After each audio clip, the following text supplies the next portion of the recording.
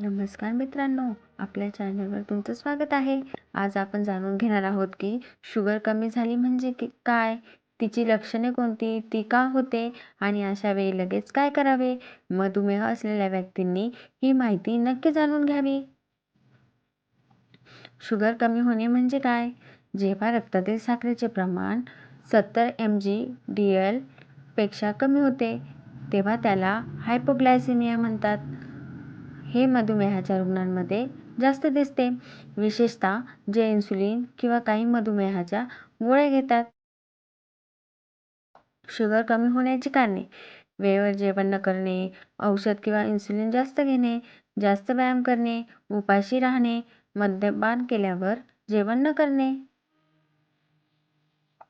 लक्षणे: शुगर कमी झाल्यावर खालील लक्षणे दिसू शकतात: अचानक घाम येणे, हातपाय थरथरणे, भूक खूप लागणे, चक्कर येणे, अशक्तपणा जाणवणे, हृदयाचे ठोके वाढणे, डोकेदुखी, गोंधळ उडणे, बोलण्यात अडचण, गंभीर अवस्थेत बेशुद्ध पडणे.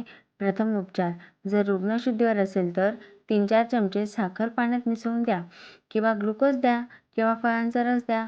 15 मिनिटांनी पुन्हा शुगर तपासा. नंतर पोळी, बिस्किट किंवा इतर हलका आहार द्या. जर रुग्ण बेशुद्ध असेल तर तोंडात काहीही देऊ नका. तात्काळ रुग्णवाहिका किंवा जवळच्या रुग्णालयात घेऊन जा.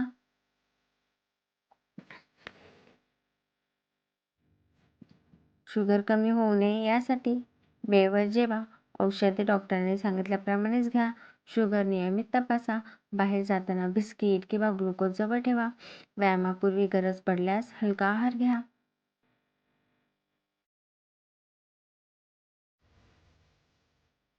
शुगर कमी होणे धोकादायक ठरू शकते, पण योग्य वेळी लक्षणे ओळखून प्रथमोपचार केल्यास गंभीर परिणाम टाळता येतात. टिप: हा व्हिडिओ आरोग्यविषयक माहिती देण्यासाठी आहे. उपचारांसाठी नेहमी डॉक्टरांचा सल्ला घ्या.